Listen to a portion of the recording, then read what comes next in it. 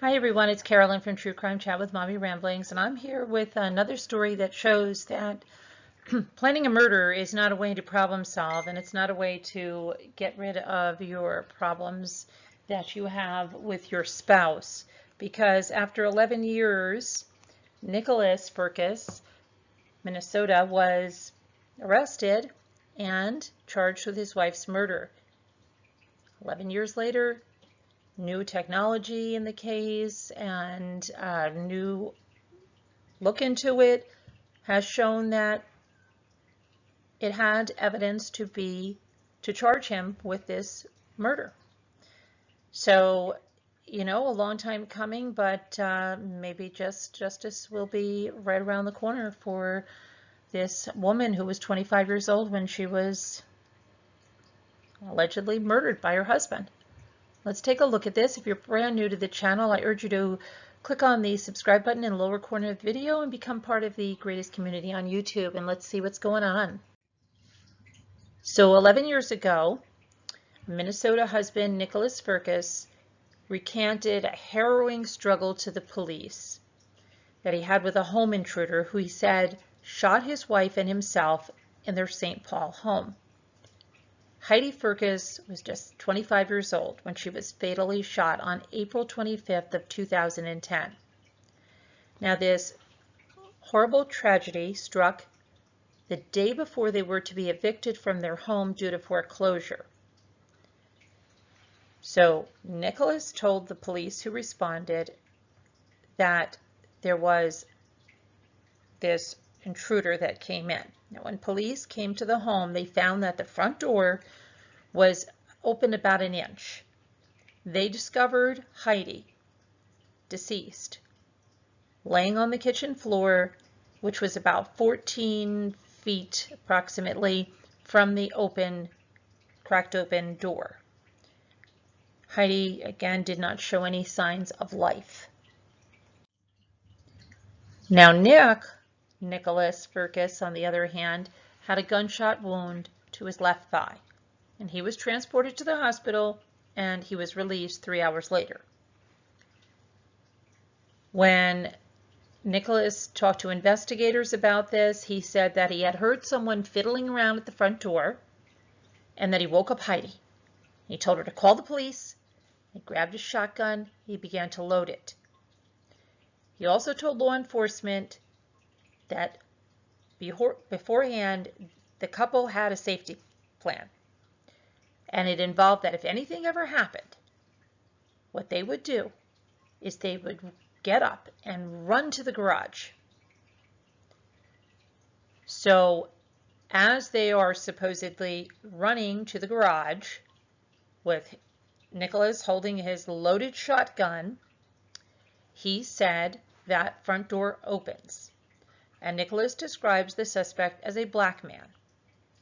And he says this man grabs the barrel of his shotgun and they start to struggle and they start to wrestle. And as this is happening, Nicholas's finger slips on the trigger and the gun goes off and it strikes Heidi in the back of the head, killing her. Nick continues to struggle with the suspect and the gun goes off again, this time hitting him in the thigh. And then he says the guy runs off. He takes off after that. He's gone. Nicholas also told investigators that they were in financial trouble, that their house was going to be foreclosed on. And the next day they had to tell their family and friends about it, as well as pack up everything and move. But ironically, investigators didn't find any evidence that Heidi knew anything about this because, well, she made plans that on the Sunday she was killed, that she was going to go to church and she was going to get pedicures with friends. And I quote now, investigators saying, "We do not believe that Heidi knew of this foreclosure. There's no mention of it in any text messages or emails between them. She said nothing to any friends or family. There was an eviction hearing in March 2010, and Nicholas Firkus attended it alone." Now, Heidi's parents had said previously that the couple, who were married for 4.5 years, had both agreed that Nicholas would manage their finances. And her parents said that she would have told them if she knew of any financial problems in their marriage. Investigators also said now that given where Heidi was shot, the trajectory of that shot, it extended back to just inside the front door, and that would require that the shotgun had to be near the table inside the door, according to the complaint. But the table by the door contained a beer bottle, a water bottle, and a receipt. And I quote now, "If the incident happened as Nicholas Firkus described, the intruder would have been between the shotgun and the table. This would have put the intruder very near and possibly in contact with the table. Despite this, nothing on the table was knocked over or apparently disturbed." End quote. St. Paul Police Chief Todd Axtell said on Thursday that it had been 4,043 days since Heidi Firkus was killed in her own home, and he said that was a place where she deserved to be safe. Police, law enforcement has never stopped working on the case, and I quote again Todd Axtell saying, "Every victim deserves justice, and every family who has a loved one stolen from them deserves the truth. Today, we're one step closer to getting justice for Heidi and the truth." Now, Heidi did make that call to 911 at 6:32 a.m. on April 25th. She reported someone was trying to break into her house, and their house was located on Minnehaha Avenue near Fairview Avenue.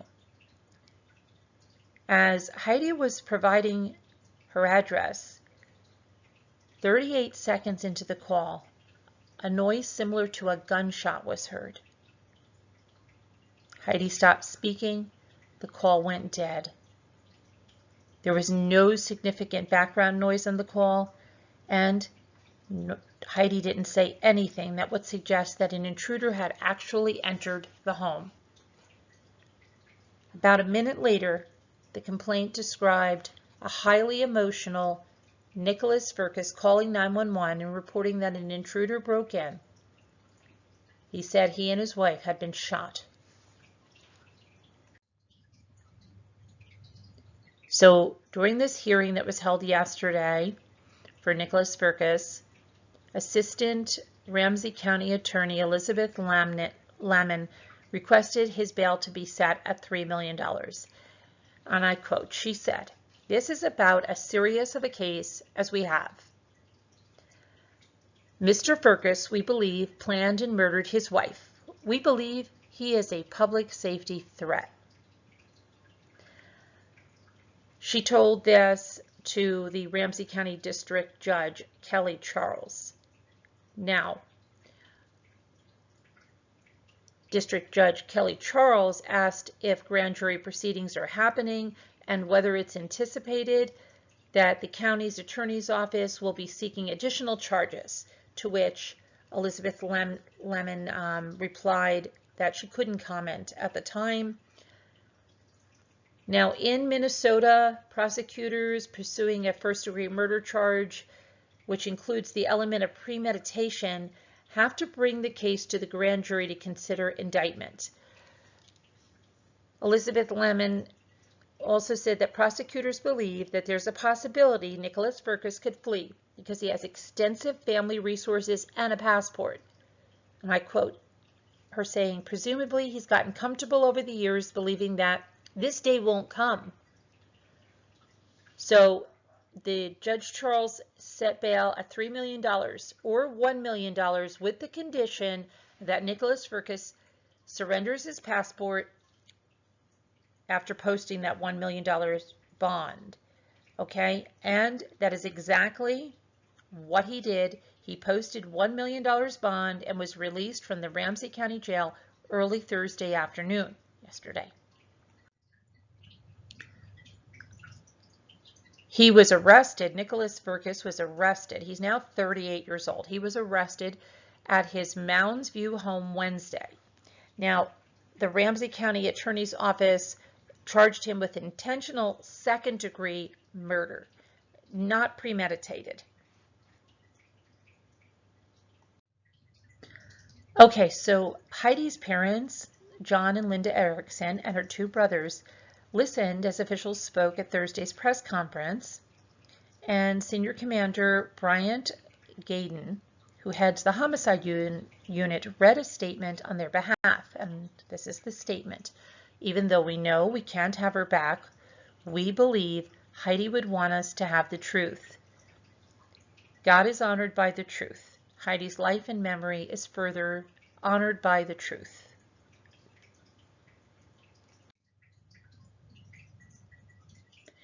During Nicholas Firkus's first appearance yesterday, there's some additional information. His attorney, described the case as still completely circumstantial.